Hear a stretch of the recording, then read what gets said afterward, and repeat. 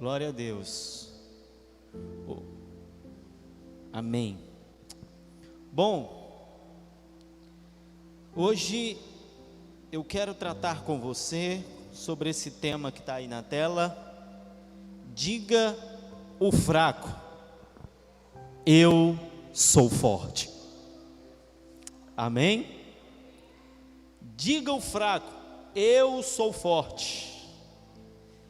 E eu quero, irmãos, te dizer uma coisa. Eu não sei como foi que você entrou aqui, mas você vai sair daqui espoletado da glória de Deus. Sabe, queridos, há tanta coisa a ser aprendida por nós na sua palavra, na palavra de Deus. Tantas coisas que podem mudar o curso da tua vida. Tantas informações que muitas vezes o mundo traz para nós de uma maneira errada e deturpam a nossa mente, nos fazem enxergar a realidade de uma maneira distorcida. E o Senhor, Ele está nos ensinando na sua palavra que nós, mesmo nos achando fracos, devemos declarar que somos fortes. Devemos tomar posse desta fé, devemos tomar posse dessa ideia de que somos fortes e de que o inimigo não pode conosco. Eu quero que você acompanhe comigo a história de Gideão. Nós vamos ler Juízes, capítulo 6, versículo 1 em diante. Hoje nós vamos andar muito na Bíblia. E aí o meu DJ aqui da Bíblia vai ficar bem atento aí. Juízes capítulo 6, versículo 1, vai dizer o seguinte: fizeram os filhos de Israel o que era mal perante o Senhor.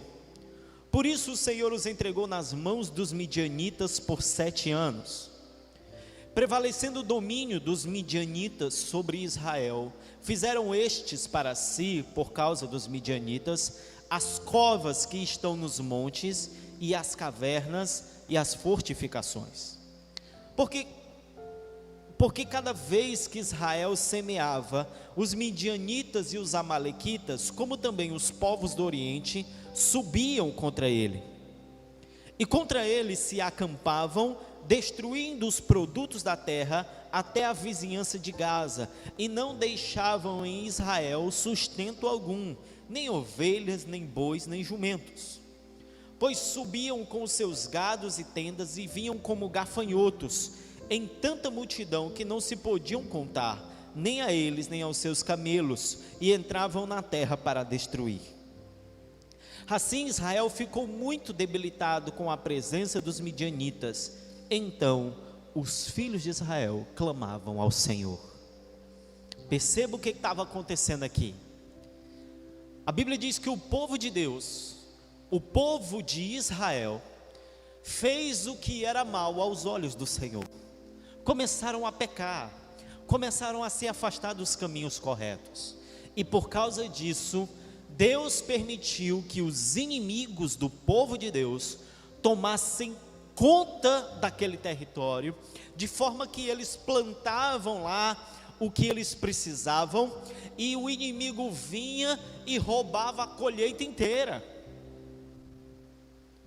A Bíblia diz que por causa disso, eles fizeram buracos nas montanhas para se esconderem.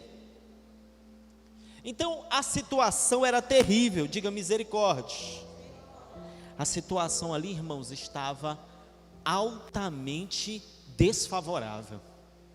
E ali, depois de fazer besteira contra Deus e sofrer as consequências do seu pecado, eles se arrependeram e clamaram ao Senhor pedindo ajuda.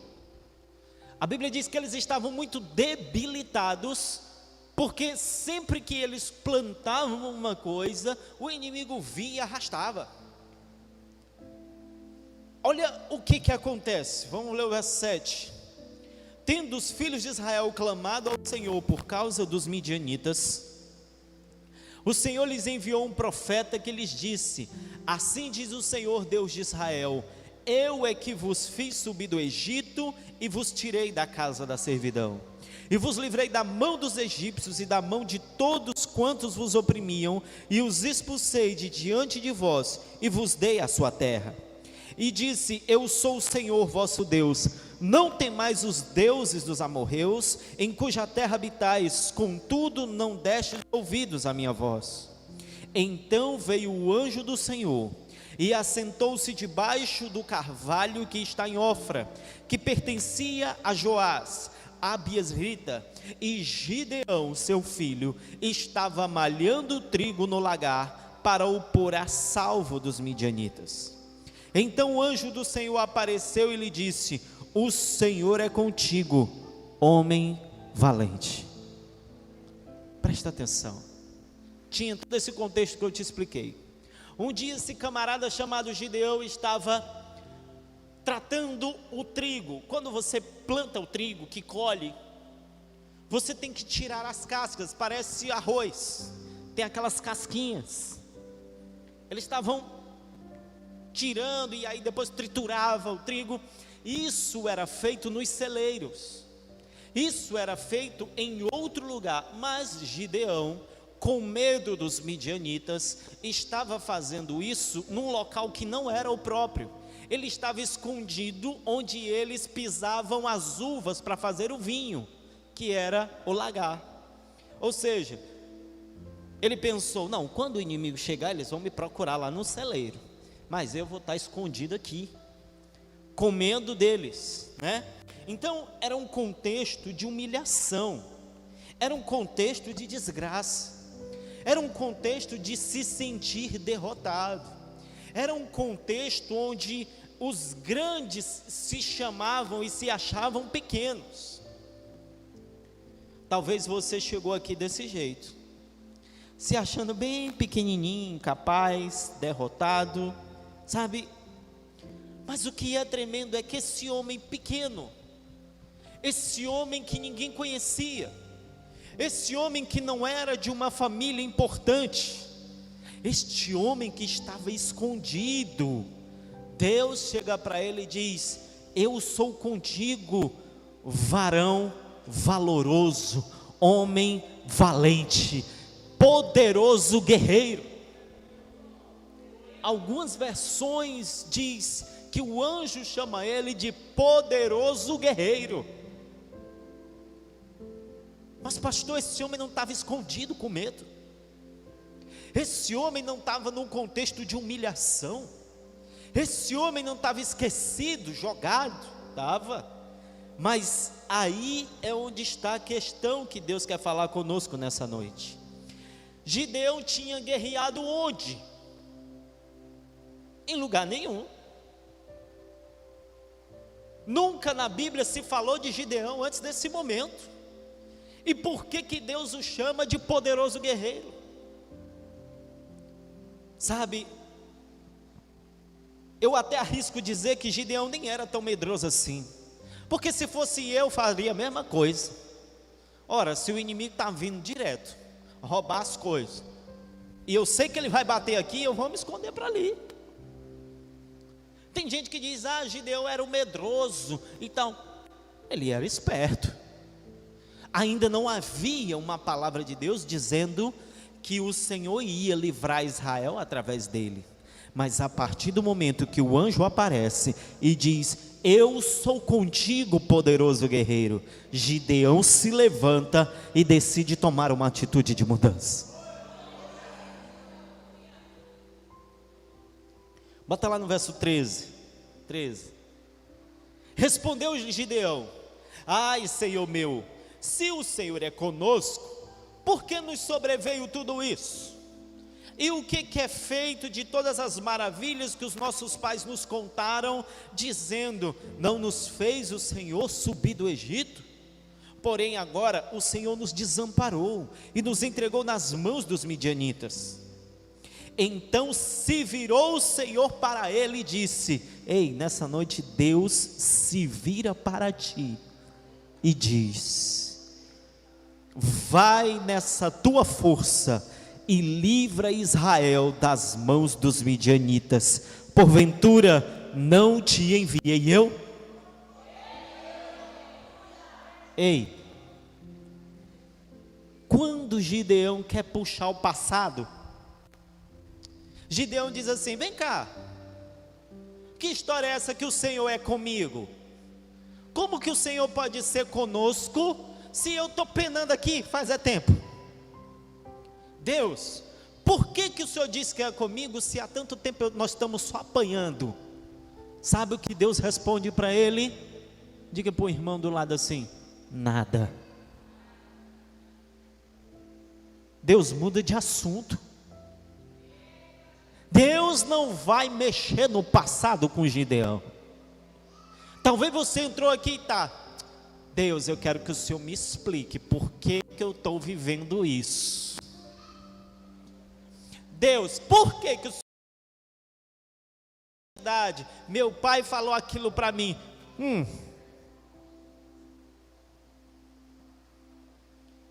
Deus olha para ti e diz: ei, psiu, levanta.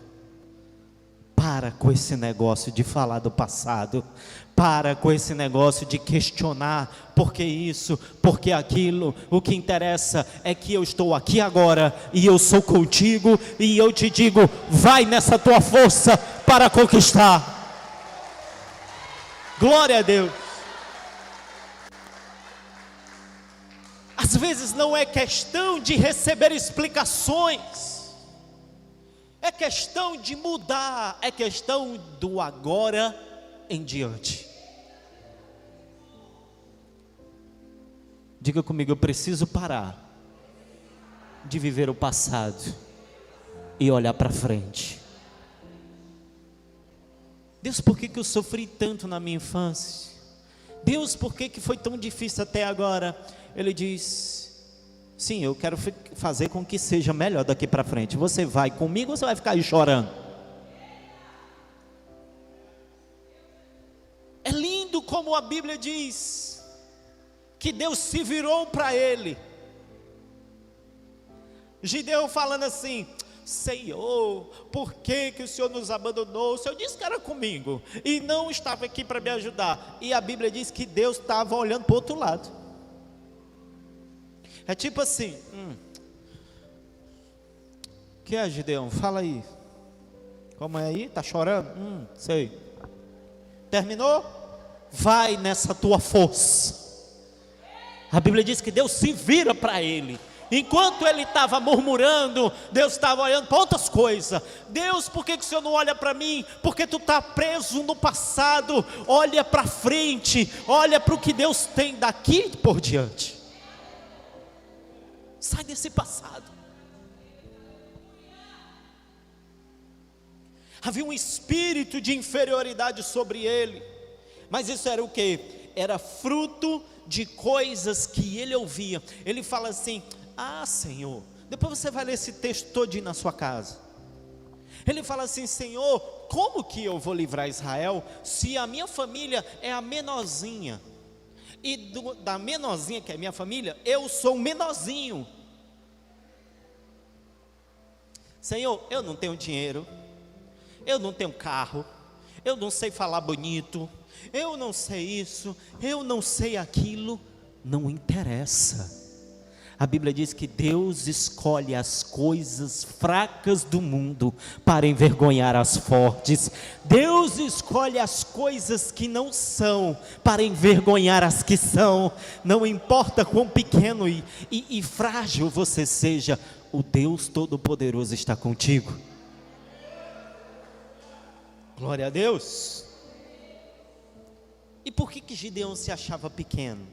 Porque as pessoas diziam que a família dele era pequena, que ele era o menorzinho. Todo mundo falava: oh, se eu não me engano, ele era da tribo de Benjamim. Oh, os benjamins, eles são tão pequenininhos, bichinho. Os coitadinhos. Oh, meu filhinho não consegue nada não. Bichinho velho. Oh, coitadinho dele. Coitadinho Satanás, eu sou mais do que vencedor. Pare de se ver como um pequeno. Mas sabe o que provoca isso? Palavras de pessoas usadas pelo inimigo. No teu corpo, você é o que você come. Na tua mente, você é o que você ouve. Quanto mais você ouve palavras de derrota e de desgraça, mais derrotado você será. É igual o corpo, só come besteira, fast food, Coca-Cola e não sei o que, aí acorda morto. Ai, eu tô com dor no corpo. É o diabo que está em cima de mim. Não, é a coca. Tu só come enlatado, comida industrializada. Ai, tem um pastor aqui que tem um demônio na minha junta. Não, filho. Isso aí é conservante na tua circulação. Cuida do teu corpo. Agora, da mente, é o que você ouve. O que você tem ouvido? Que tipo de pessoas você conversa sobre a sua vida? Tem um versículo da palavra do Senhor que diz: não vos enganeis, as más conversações corrompem os bons costumes. Por que ele diz não vos enganeis? Porque a gente se engana. A gente acha, não tem nadinha eu conversar com esse meu amigo cachaceiro aqui, ele não vai me influenciar. Tu que pensa? Não tem problema eu andar com essa minha amiga aqui, que é praticamente uma prostituta. Ela não vai me influenciar. Tu que pensa? Pastor, mas eu não fui influenciado. Você pode não fazer o que ela faz, mas a forma dessa pessoa pensar, se você começa a conversar com ela, a cabeça pequena dela, a maneira derrotada de ver a vida, começa a infectar você. Sai de perto de gente que é para baixo.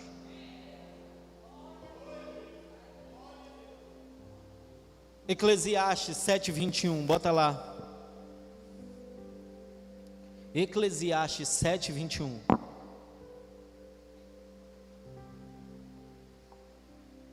Irmão, isso aqui é forte. Não apliques o coração a todas as palavras que se dizem, para que não venhas a ouvir o teu servo a amaldiçoar-te. A Bíblia está falando, para de ficar ouvindo tudo que dizem. Se tu começa a ficar muito de conversinha, daqui a pouco uma pessoa que tu ama, vai chegar uma história que ela falou mal de ti, e fala mesmo. Você também fala de quem você ama. Só que às vezes a gente fala sem querer, sem maldade, mas o diabo vem e transforma aquilo em uma fofoca, para te derrubar, para fazer você ficar depressivo, para fazer você querer desistir, para fazer você paralisar. Irmãos, para de ficar ouvindo tudo. A Bíblia diz que da boca que muito se abre, transbordam transgressões. Quem fala demais vai sair besteira de lá. Provérbios 15:13. Bota aí. O coração alegra, formoseia o rosto, mas com a tristeza do coração o espírito se abate. Bastou uma palavrinha para te entristecer, aí aquele leão que era você, vira um gatinho acuado de trás da mesa, com medo de tudo, porque o espírito se abate. Lucas 6:45, aqui é Bíblia aqui para tu entender, que você não pode dar ouvido a tudo. Olha isso aqui, irmão, o homem bom do bom tesouro do coração tira o bem, e o mau homem do mau tesouro tira o mal, porque a boca fala do que está cheio o coração. Tem gente que é ruim, tem gente que não presta, tem gente que não tem a palavra do Senhor no coração. Essas pessoas, elas não têm nada para te dar. A Bíblia diz que ela do coração mal dela, Camila, ela tira só o que não presta. A boca fala do que o coração está cheio. Não adianta essa história da pessoa te dizer: não, minha irmã, eu não pensei isso de ti não. Mas sempre fala. Se ela sempre fala aquilo, é porque é aquilo que está no coração dela. Então toma cuidado com quem tu conversa. Quantos estão entendendo? Hebreus 12:15. Atentando diligentemente, para que ninguém seja faltoso, separando-se da graça de Deus, nem haja alguma raiz de amargura que brotando vos perturbe, e por meio dela muitos sejam contaminados. Deus está dizendo: cuidado, porque o diabo quer plantar só uma raizinha de amargura no teu coração. Essa raiz vai crescendo. Daqui a pouco você está angustiado. Eu estou cansado de ver o diabo desfazer amizades, desfazer casamentos, desfazer discipulado entre pastor e ovelha, entre líder e discípulo, porque alguém chegou e comentou uma coisa endemoniada, uma palavrinha de nada. Às vezes não tem, você está sem maldade nenhuma, a pessoa vem com a malícia do inferno e ela bota uma sementinha bem pequenininha de amargura. 3 mulheres, isso acontece mais entre as mulheres. As daqui não, só as de outras igrejas, outros lugares. Aqui não tem isso. Mas algumas mulheres lá fora, você tem 3 amigas, aí 2 estão conversando e diz: fulana fez isso, não sei o quê, e tal. Aí a outra diz assim: minha irmã, eu não sei, eu não vou te dizer que é certeza, mas eu tenho uma impressão que ela não gosta de ti.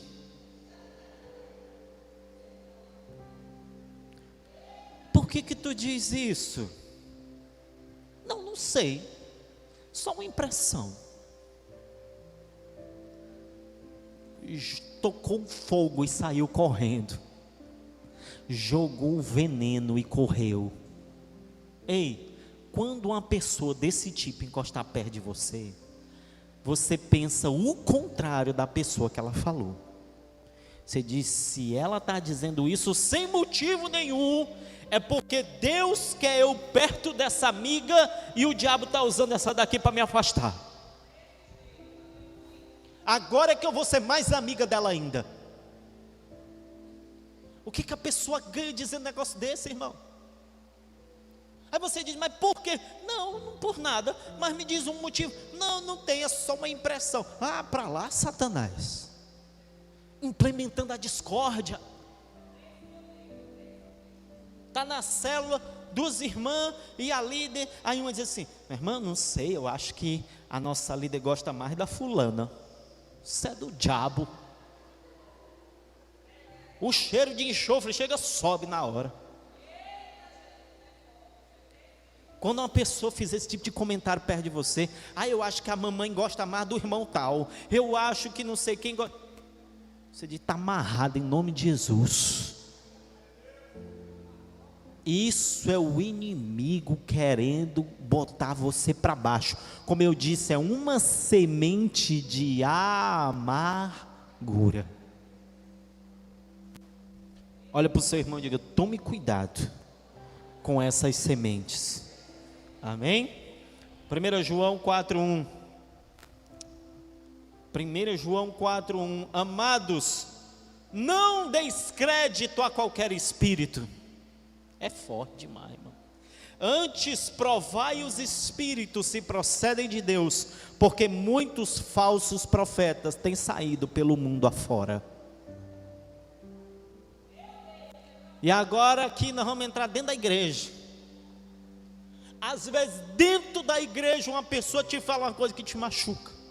Você que está nos visitando, que vem aqui de vez em quando, ou que é novo na fé, deixa eu te dar uma notícia: esse não é um lugar de pessoas perfeitas. Não é. Aqui dentro pessoas vão talvez te machucar, Não deve ser uma regra, mas pode ser que aconteça. Você sabe por quê? Como bem disse a irmã, a igreja não é uma vitrine onde se expõe os super cristãos. A igreja é um hospital onde pessoas doentes precisam de um médico dos médicos chamado Jesus Cristo. A igreja é esse lugar. Agora, claro, você não vai frequentar um hospital onde o médico está lá sujo de lama e vai fazer uma cirurgia. É um hospital, tem doentes, mas tudo tem limite.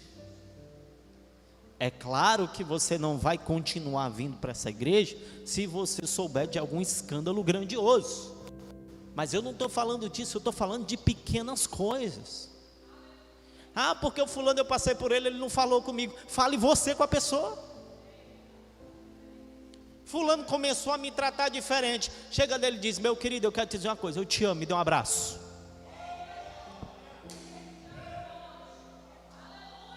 É assim que o crente faz.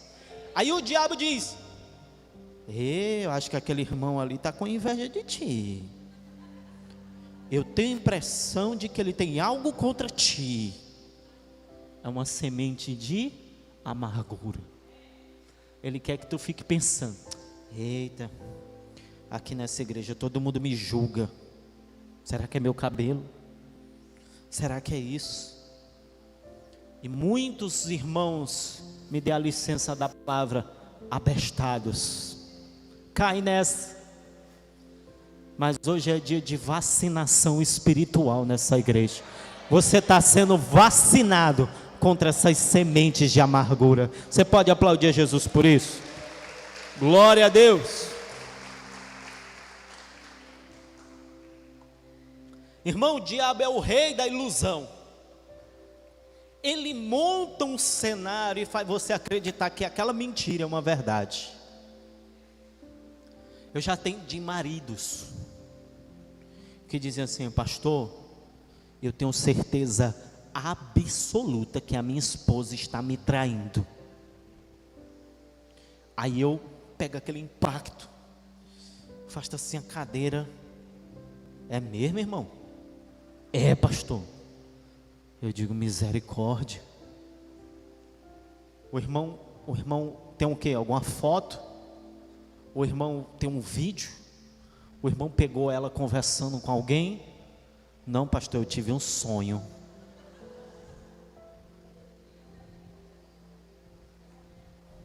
O que mais, irmão? Não, pastor, um dia ela estava assim estranha comigo. Como estranha? Não sei, ela acordou, não quis conversa. E depois, quando foi de noite, ela não quis nada comigo. E o que mais? Só isso, pastor. Meu filho, isso aí se chama mulher. Sexo feminino, ela é desse jeito. Tem dia que ela é mil maravilhas, tem dia que ela não quer nem olhar na tua cara. Isso aí é mulher. E esse sonho que tu teve foi que tu encheu a barriga demais e teve pesadelo de noite. Para de besteira. Tira essas sementes de amargura que jogam pai contra filho, marido contra esposa, irmão contra irmã. Joga isso fora. Ame as pessoas, porque você vai ser mais feliz. Ah, pastor, porque eu tenho medo de confiar e me ferir. Ei, se tu te ferir, a cura para toda doença está ao teu lado. Ele se chama Jesus Cristo de Nazaré. Você é ferido e é curado na mesma hora. O crente não pode ter medo de se ferir com as pessoas. Se eu fosse ter medo de me ferir, eu nunca ia ser pastor. Já teve gente que disse assim: pastor, quer se aparecer. Eu digo: meu Deus, não tenho nem um ano aqui, já estão dizendo que eu quero me aparecer. As pessoas falam mal de você, da sua família, e vão falar sempre, mas você não precisa acreditar naquilo. Diga para o irmão do lado: a intenção do inimigo é encher a sua mente de amargura, te fazendo acreditar que você é pequeno e não pode nada.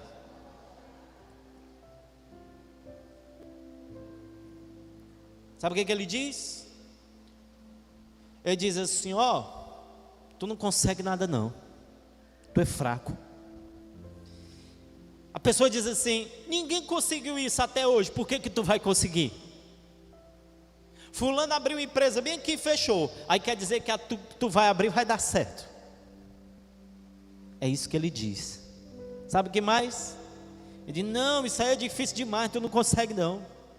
Ou então diz assim: ah, eu sei, tu quer se aparecer, tu quer ser o ricão, tu quer agora ser o tal.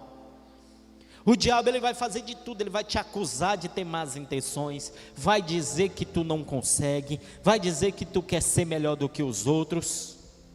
Olha uma frase que o povo diz, a pessoa diz assim: rapaz, eu serei um grande empresário, eu serei um grande pastor, Deus vai me usar. Aí a pessoa diz: menino pobre é bicho saliente, viu? Querendo jogar a pessoa para baixo, querendo fazer a pessoa, sabe, se achar menor. Às vezes você diz assim: não, eu vou aqui reformar minha casa, eu vou ampliar, eu vou botar a garagem. Aí o endiabrado diz: ô menino, isso é caro demais, te aquieta, não mexe no que está quieto. Querendo paralisar você.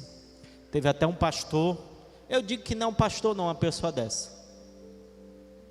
Essa história é real. Um irmão da igreja chegou para ele e disse: pastor, é o seguinte, eu sou dono de uma construtora e eu quero ter um terreno ali gigante, eu quero doar esse terreno para a igreja. Aí disse que o pastor já ficou assim, Ele disse: e eu sou dono da construtora, eu vou construir uma igreja nova. Aí pastor, eu só quero que o senhor diga como é que o senhor quer. Sabe o que o pastor disse para ele? Não, meu filho, pode deixar isso quieto, isso aí dá trabalho demais, esquece isso.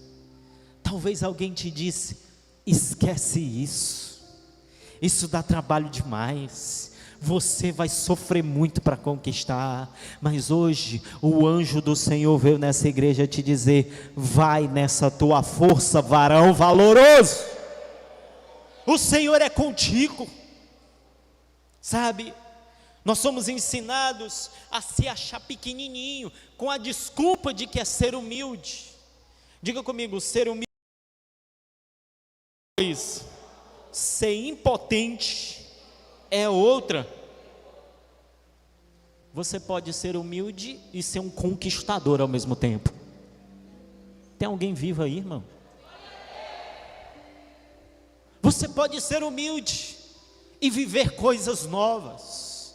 Eu profetizo no nome de Jesus que nessa igreja muitos irão viajar para o exterior, muitos irão ter grandes empresas dessa cidade, os melhores cargos públicos dessa cidade serão de ovelhas dessa igreja, as melhores casas de Fortaleza serão de vocês, em nome de Jesus. Quem recebe aí dá um glória a Deus. Joel capítulo 3 verso 10, presta atenção: forjai espadas das vossas relhas, de arado e lanças, das vossas podadeiras. Diga ao fraco: eu sou forte. Diga ao fraco: diga ao fraco. Você pode se achar o fraquinho, mas o que você vai dizer? Eu sou forte. Irmãos, Provérbios 23, versículo 7, diz o seguinte: porque como imagina em sua alma, assim ele é. Como é que você se imagina? Ah, pastor, eu sou um bichinho rei, eu sou tão pequenininho. Parabéns, você vai ser mesmo. Agora se você disser: pastor, se o diabo tiver juízo, ele sai da minha frente, porque eu estou igual um trem desgovernado com a glória de Deus. Eu estou aqui para conquistar, Eu estou aqui para ganhar vidas. Eu estou aqui para Deus me usar para ganhar pessoas. Eu estou aqui para abençoar minha família. Ei, é assim que você vai ser. Tem gente que está há anos sofrendo, se achando nada, por causa de uma palavrinha. Talvez você estava na escola e você disse: professora, posso falar? Aí ela: fala, menino. Porque tem professor que é endiabrado. Fala, menino. Aí o menino: professor, eu gostaria de mostrar meu projeto. Aí fala, aí o professor: isso aí está horrível, tu não vai conseguir nada com isso aí, volta para tua cadeira.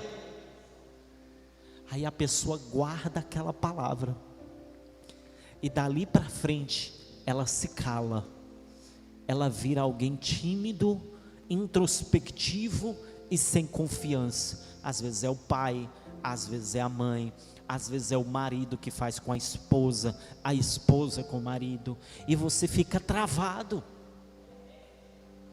Mas isso não quer dizer que você seja isso de verdade. Quantos podem dizer amém? Eu vou botar aqui uma imagem para te ensinar uma coisa. Anderson, bota lá aquele círculo lá. Eu não sei se os irmãos vão conseguir enxergar. Presta atenção nisso aqui. Isso aqui que eu vou te ensinar, tem gente que paga 30, 40 mil para aprender aí nos coach da vida. Você na Filadélfia aprende tudo de graça, para a glória de Deus. Presta atenção na coisa. Você está vendo esses círculos? Um preto, um vermelho, um amarelo e um verde. São as áreas da tua vida, as barreiras que você vai quebrar até chegar no sonho de Deus para ti, amém? Hoje, em muitas áreas da sua vida, você está aqui no círculo preto. O círculo preto tem um nome grande aqui. Quem consegue ler esse nome? O que está escrito aqui? O círculo preto é a zona de conforto. É onde tu está agora em muitas áreas da vida. Ô pastor, esse aluguelzinho aqui tá bom demais. Eu pegando 4 ônibus para ir e 4 ônibus para voltar do trabalho, tá bom demais. Zona de conforto. Pastor, meu relacionamento tá mais ou menos, mas pelo menos, né? A gente briga, joga um celular um no outro, mas é assim mesmo, né, pastor? Na zona de conforto você tem uma sensação de segurança, mas na verdade tua vida está horrível. Só que você não quer se mexer, você tem medo. Você está vivendo lá com um salário mínimo, ganha 1.100 e pouco e tem 1.400 de conta. Aí todo mês tu faz um sorteio para ver qual das contas que tu vai pagar. Eu escolho você. Está amarrado isso na tua vida, irmão. Tu tem que sair daí da zona de conforto. Sacode teu irmão e diz: sai dessa zona de conforto. Irmão, o ser humano é tão terrível que ele se acostuma com tudo. Eu trabalhei na polícia civil e tinha uma carceragem na delegacia, celas.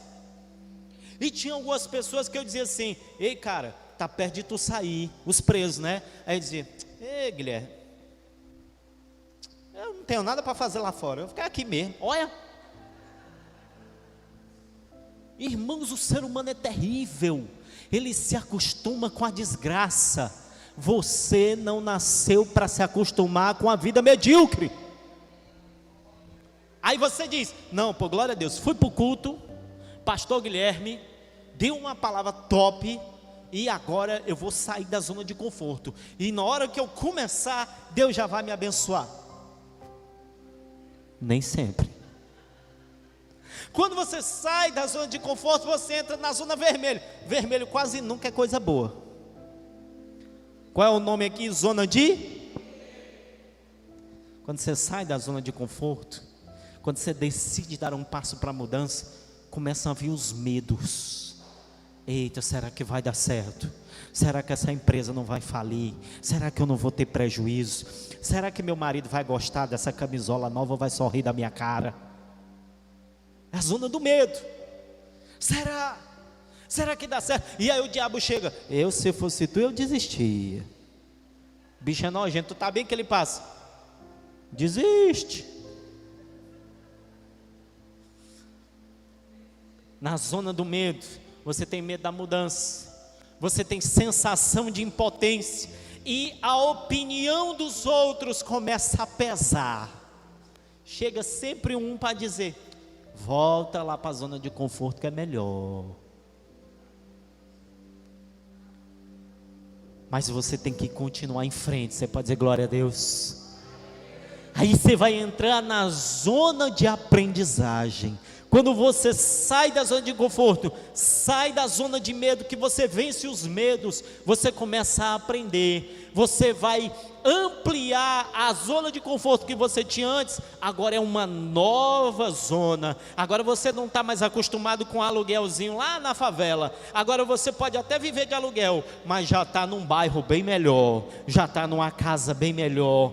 Você já começa a viver o conforto, começa a colher um pouco do que tu plantou. É a zona de aprendizagem. Você começa a se sentir confiante.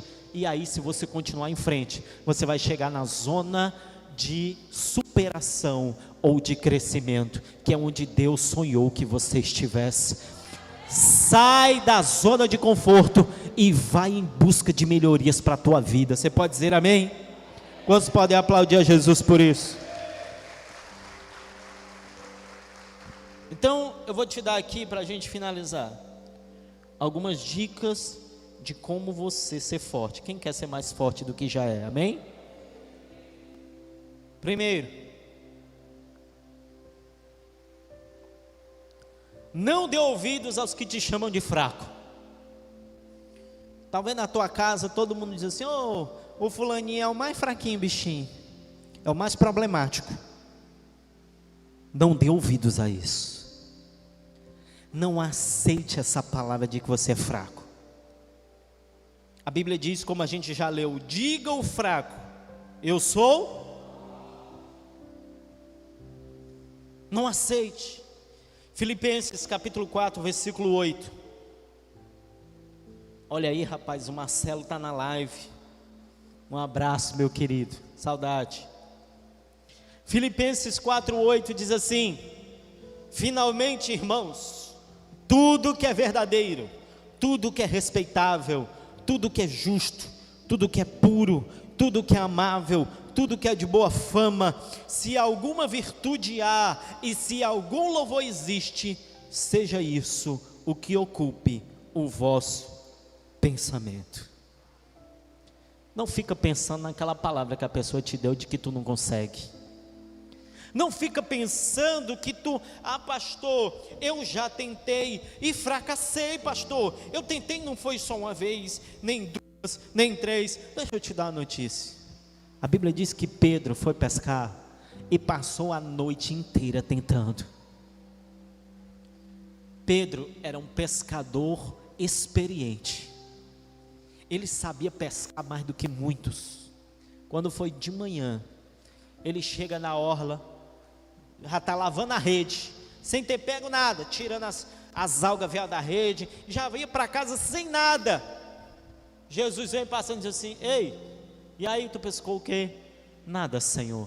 Volta para o mar alto e lança a tua rede do lado direito.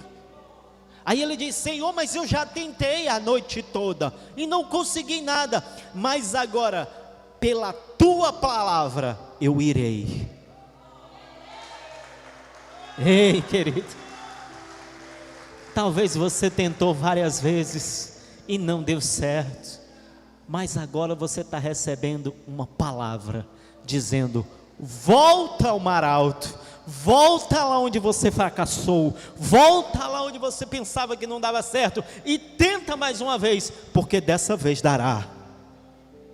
A Bíblia diz que ele volta, lança a rede e ela vem cheia de 153 grandes peixes, de maneira que ele puxava e o barco quase afunda, porque não dava conta do peso. Ele foi obrigado a chamar os outros e dizer: deixa eu dividir contigo aqui, porque não cabe no meu barco. Eu profetizo que vai ser assim na tua vida. Você vai chamar o teu irmão e vai dizer: deixa eu te dar um carro aqui, porque não cabe mais na minha garagem. Deixa eu te dar essa casa para tu morar, porque eu já aluguei várias e eu posso muito bem te dar uma.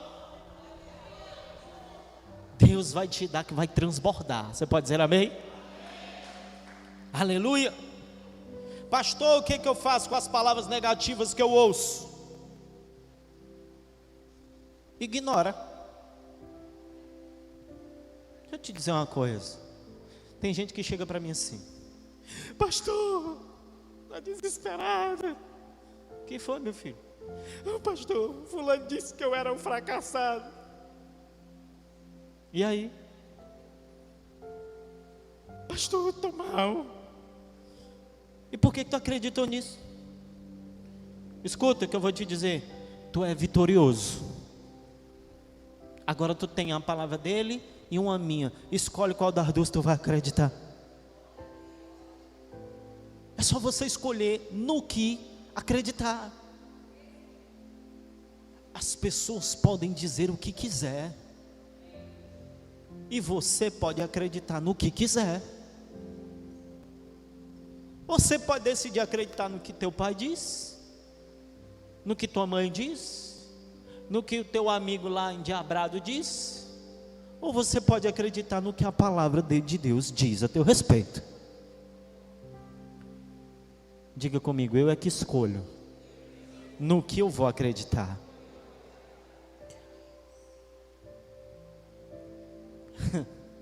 Houve um episódio engraçado. Lá na polícia onde eu estava, um dia um camarada bêbado foi preso, estava doido. Ele, sabe aquela pessoa que bebeu, fumou, usou não sei o que, fumou não sei, ele estava tudo enquanto misturado. Ele chegou na delegacia, era praticamente endemoniado. A gente sabe que ele estava cheio de demônio, mas ele estava incontrolável. Aí jogamos ele lá na carceragem, ele ficou assim na grade olhando para mim: eu vou te matar.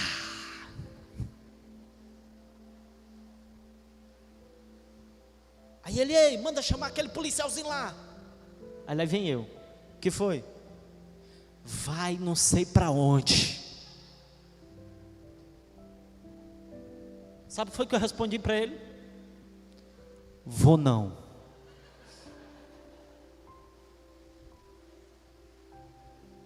A pessoa disse assim: vai não sei para onde. Eu: não, aqui tá bom, vou não. Tá ótimo aqui. Você não precisa revidar e nem precisa se estressar. Não é porque ele me mandou para lá que eu vou entrar na dele. Eu disse: eu não, eu vou ficar aqui, aqui tá bom. Aí ele ficou assim, sem saber o que dizer, mexendo a cara. Por que ele esperava? Eu dissesse: vai tu. Ou então que eu desse outro xingamento por cima. Eu só disse: vou não, aqui tá bom. Fala para o irmão do lado: Deus vai te dar sabedoria para você não responder às pessoas e nem absorver a maldade que elas lançam. Quantos podem dizer glória a Deus? Aplauda a Jesus, porque Ele é digno.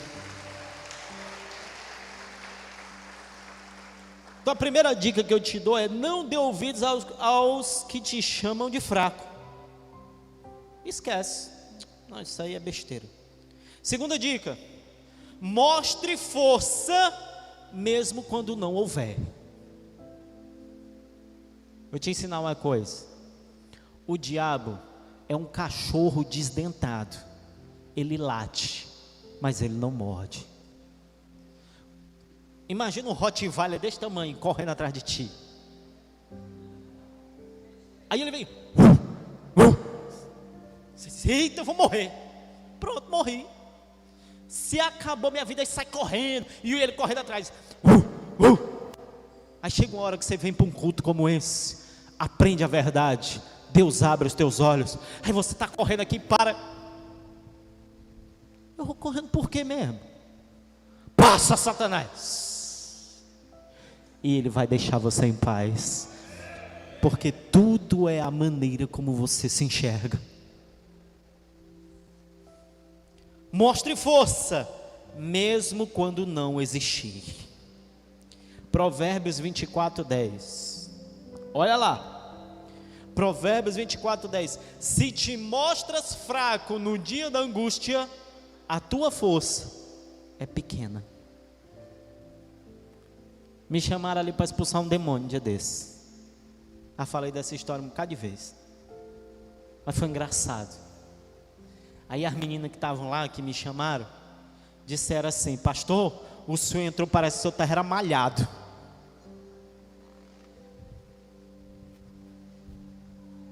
O demônio lá, irmãos, não era gente. Realmente não é gente, né? A pessoa falou comigo no telefone e disse: pastor, vem aqui que tem uma pessoa aqui que está possessa. Aí o demônio no telefone: é o Guilherme, é? Acredita, irmão? É o Guilherme. Diz para ele não vir aqui não, que ele vai só passar vergonha. Irmão, eu não ia não. Mas na hora que ele disse isso, fulano, eu estou chegando. Lá do outro lado da cidade. Quando eu cheguei eu já sabia. Eu disse: ele vai querer me humilhar, me peitar aqui dentro. Você não pode entrar para cima do inimigo com medinho. Tem gente que vê um endemoniado e diz: em nome de Jesus, sai, sai.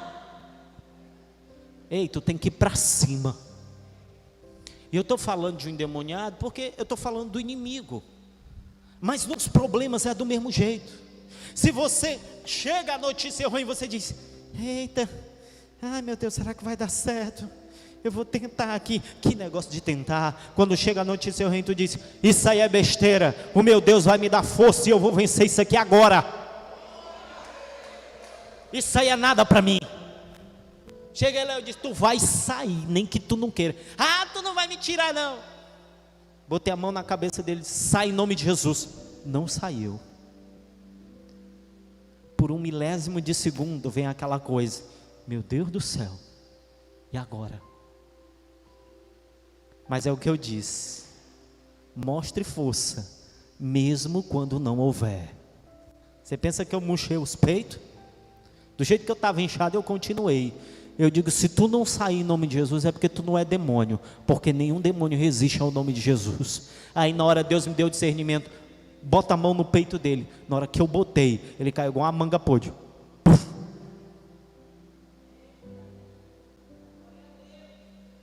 Muitas vezes não é questão de força, é questão de você receber de Deus a orientação. E enquanto ela não vem, mostre que você está firme. Olha para o irmão e diz: não abra nem para o trem. Eu estou vendo ainda, mas a história que eu ouvi no Piauí é que o povo do Ceará é valente. Ei, irmão, não abra para o problema. No quartel, quantos aqui serviram o exército? Alguém serviu o exército aqui dos homens? Ninguém. O irmão ali. No quartel, eles têm uma expressão que eles dizem para os soldados, que eles têm que vibrar. O que é vibrar? Vibrar é a seguinte: você vai levantar essa garrafa aqui, tem gente que levanta assim. No quartel eles ensinam: vai levantar a garrafa, vai, pega a garrafa com força, levanta ela, bota vibração no que tu está fazendo. Tudo que você for fazer, a Bíblia diz: coloque a tua melhor capacidade, coloca a tua melhor força naquilo que você vai fazer. A Bíblia diz: o que vem para a tua mão, faz segundo as tuas forças. Amém? Davi olha para o gigante, todo mundo assim, os soldados, ai meu Deus do céu, esse gigante é muito grande. Lá vem um Davizinho desse tamanho. Ei, o que está acontecendo aí? Não, aquele indivíduo ali, está todo mundo com medo dele. Quem é o gigante? Cadê? Só aquele ali, só 3 metros de altura. O que é que vai ganhar quem derrotar ele? Não, vai ficar rico, vai casar com a filha do rei. Ah, pois tá bom, deixa eu ir lá. Deixa eu pegar aqui uma pedra. Uma pedra. Tu não precisa de muito para vencer esse problema. Tu não precisa se assustar com esse problema. Tu não precisa tremer diante desse problema. Tu só precisa de uma pedrinha que Deus vai te entregar nessa noite. uma palavra, uma solução, pequena que seja. Você sabe o que Davi fez? Irmão, ele pegou a pedra, botou na funda, que era uma espécie aqui tinha 2 cordinhas e um recipientezinho assim de couro. Ele botava a pedra e foi girando, e a Bíblia diz, e Davi foi se aproximando do gigante. Olha o que o gigante fala para ele. 1 Samuel 17:41. 1 Samuel 17:41. Bota lá, Anso. O filisteu também vinha se chegando a Davi, e o seu escudeiro ia diante dele. Eles estavam se aproximando um do outro. Olhando o filisteu e vendo a Davi, o desprezou, porquanto era moço ruivo e de boa aparência. O gigante olhou para ele e disse: esse meninozinho bem aqui, essa coisinha bem que bonitinha, que vai me derrubar. Olha para o teu e fala assim: não se engane comigo. Eu sou bonitinho, mas eu tenho uma força que vem de Deus.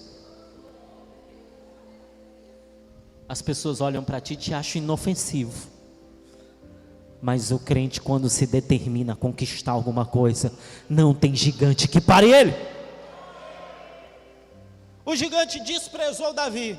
Olha lá, para frente, 43. Disse o filisteu a Davi: sou eu algum cão para tu vir contra mim com um pedaço de pau? Porque Davi tinha um pau e a funda. E pelos seus deuses amaldiçoou o filisteu a Davi. Talvez, irmãos, talvez, se fosse eu e você, a gente tremia na mesma hora e voltava. O gigante já era grande por si só, se ele ficasse calado já dava medo. E ainda ele falando, dizendo: tu, essa coisinha bem aí, vai me derrubar? Disse mais o filisteu a Davi: vem a mim, e eu darei a tua carne às aves dos céus e às bestas feras do campo. Aí você vê aquele meninozinho pequenininho, só com uma pedra na mão. O que ele respondeu para o gigante? Irmãos, quem estava lá ficou escandalizado com essa cena. Um caba de 3 metros, e um meninozinho de 1,60 m, e um meninozinho com a pedra. O gigante amaldiçoa ele. Aí o que as pessoas pensaram? Agora Davi vai desistir, não é possível, com essa daí eu me borrava todinho. Aí o que Davi disse para ele? Davi, porém, disse ao filisteu: tu vens a mim com espada, com lança e com escudo, eu porém vou contra ti em nome do Senhor dos exércitos, o Deus dos exércitos de Israel, a quem tu tens afrontado. 46. Hoje mesmo, olha, irmão, a marra de Davi. É desse jeito que tu vai falar com o teu problema. Ele disse: hoje mesmo o Senhor te entregará nas minhas mãos. Eu vou te ferir, vou tirar a tua cabeça, e os cadáveres do arraial dos filisteus eu darei. Hoje mesmo as aves do céu e as bestas feras da terra, e toda a terra saberá que há Deus em Israel.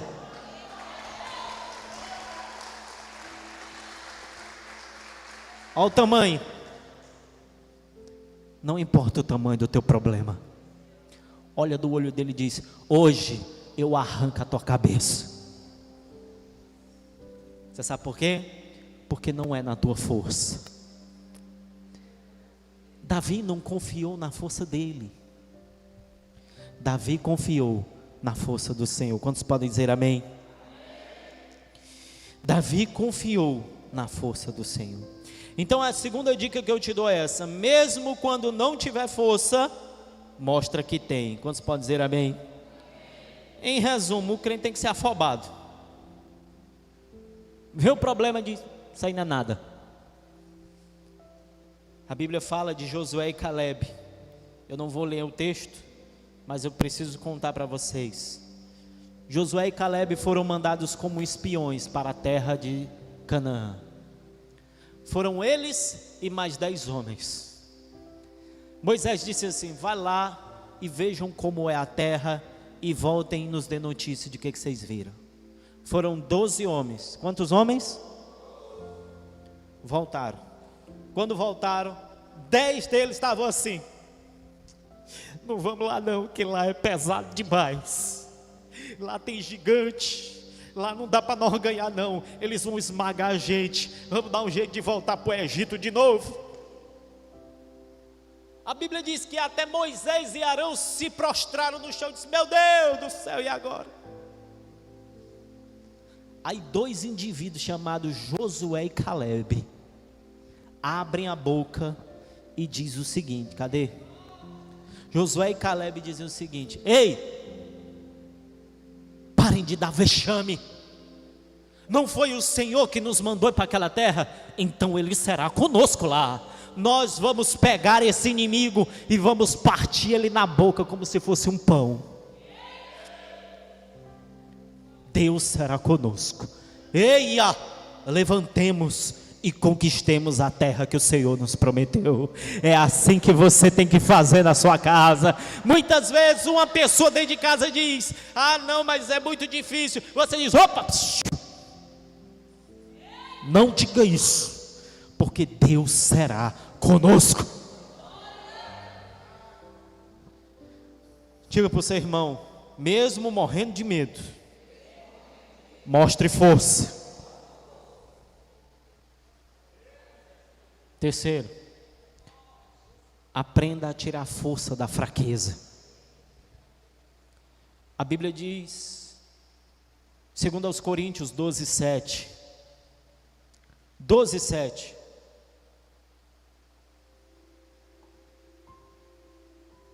aqui o apóstolo Paulo falando: e para que eu não me ensoberbecesse com a grandeza das revelações, foi-me posto um espinho na carne, mensageiro de Satanás, para me esbofetear, a fim de que eu não me exalte.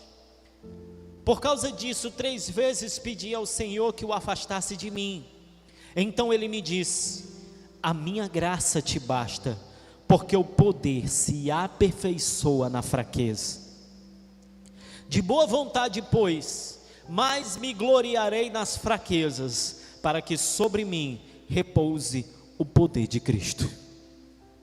Escuta uma coisa: os servos de Deus, eles são conhecidos pela capacidade que eles têm de tirar força do meio da fraqueza. Quando todo mundo olha para você e diz: morreu. Quando todo mundo olha para você e diz: esse aqui não consegue mais, você se levanta mais forte do que o que era antes, porque a Bíblia diz que quando eu sou fraco, aí é que eu sou forte. Pastor, mas como é que é isso? É porque no teu momento de fraqueza, de angústia, de sentimento de inferioridade, Deus se achega a você e diz: calma, porque eu serei contigo, eu vou te ajudar, e você vai continuar agora, não na sua força, mas na minha. Você tem que aprender a tirar força do meio da fraqueza. Sabe aquele dia que você diz assim: hoje eu não vou para a igreja. Irmão, nem que tu venha arrastado, mas vem.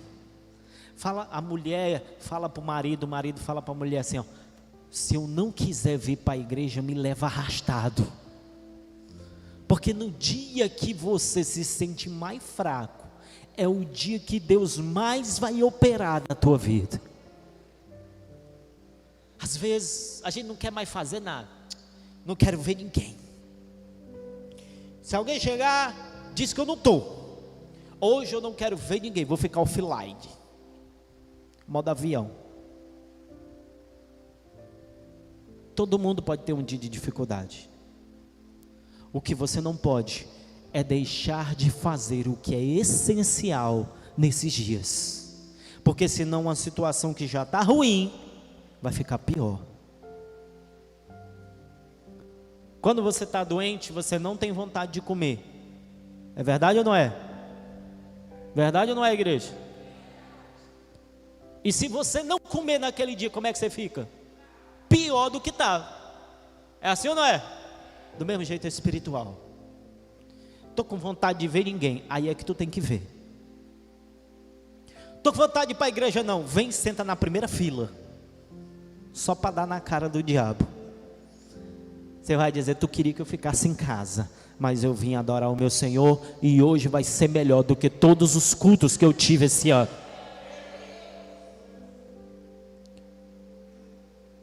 Deixa eu te contar uma coisa: você não tem vitória só quando está se sentindo forte. Tem vezes que você ganha na marra, mas ganha. Tem gente aqui que está numa luta há muito tempo e está pensando: pastor, será que eu vou conseguir? Ei, irmão, se você ganhar de 1-0 nos 48 do segundo tempo, ainda é vitória tua. Não importa se foi difícil, se tu ganhou num quase, Deus te deu a vitória do mesmo jeito. Quantos podem dizer amém? Fala para o irmão do lado: não venha para a igreja. Fala forte: não venha para a igreja só quando se sentir forte. Diga: quando você estiver fraco, aí é que você tem que vir mesmo. Ai, pastor, hoje eu não estou me sentindo bem, não vou para a igreja. É igual o doente que diz: eu não vou ao hospital porque eu estou doente. Aí é que tem que ir mesmo. E por último, para você se tornar mais forte, eu já te dei 3 dicas. A primeira é: não dê ouvidos aos que te chamam de fraco. Você pode dizer amém? A segunda: mostre força mesmo quando não tiver. Amém? A terceira: tire força dos momentos de fraqueza. Amém? Quarto e último: internalize o que Deus diz a teu respeito. O que Deus diz a teu respeito? Jeremias 29:11. Esse aqui é forte. Jeremias 29:11, ele diz: está falando de Deus, eu é que sei que pensamentos tenho a vosso respeito, diz o Senhor, pensamentos de paz e não de mal, para te dar o fim que você deseja. Aí você está aí pensando: ai, porque fulano de tal está pensando isso e isso de mim, porque fulano de tal me acha incapaz, porque meu chefe acha que eu sou menorzinho. Ele está dizendo: eu é que sei o que eu penso a teu respeito. São pensamentos de paz, pensamentos de bênção. Deus te vê como uma bênção. Então coloca no teu coração isso. Eu quero desafiar você: levanta a tua mão direita para o céu assim, e repita comigo, diga: eu sou, forte, eu sou o que a Bíblia diz que eu sou. Diga: eu tenho o que a Bíblia diz que eu tenho. Diga: e eu posso o que a Bíblia diz que eu posso. Você pode dar glória a Deus por isso? Você é o que a Bíblia diz de você. Você tem o que a Bíblia diz que você tem. E você pode o que a Bíblia diz que você pode. Pastor, e o que é que eu posso? Você pode todas as coisas naquele que te fortalece. Amém? Para finalizar, faça o seguinte: fique de pé.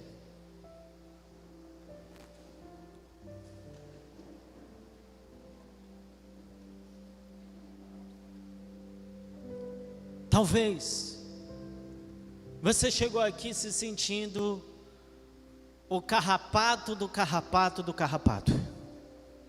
Pastor, não sou nada. Você entrou aqui um gatinho, você vai sair daqui um leão, cheio da unção de Deus. Você vai sair daqui para conquistar. A Bíblia diz: diga ao fraco: eu sou forte. Talvez você pense: pastor, eu tive um trauma, eu passei por um trauma e eu não consigo me sentir alguém vencedor mais. Observe o que aconteceu com Jesus. Lucas 22:63. Presta atenção o que fizeram com ele.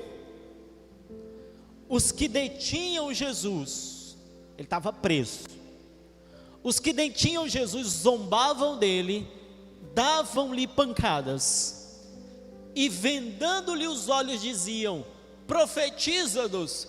quem é que te bateu? Preste atenção.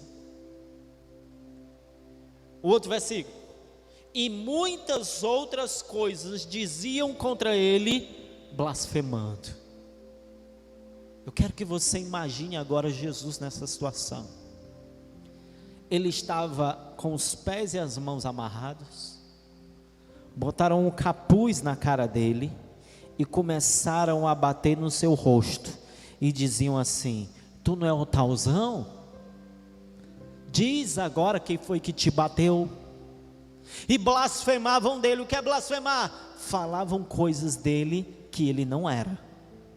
Diziam que ele era coisas ruins que ele não era. Pastor, o que é que isso tem a ver comigo? Escuta, para tu dar glória a Deus. A Bíblia diz que tudo que Jesus viveu foi para que você não precisasse mais viver. Tudo que ele passou foi para trazer para ti redenção. O sangue que desceu daquele rosto desfigurado por causa dos murros que ele recebeu. Rosto na Bíblia fala de identidade. Eles queriam deturpar a identidade de Jesus, queriam humilhá-lo, queriam fazer com que ele se sentisse um nada. Será que isso aconteceu com você também? Será que te bateram com palavras, dizendo que você era um nada, dizendo que você não conseguia?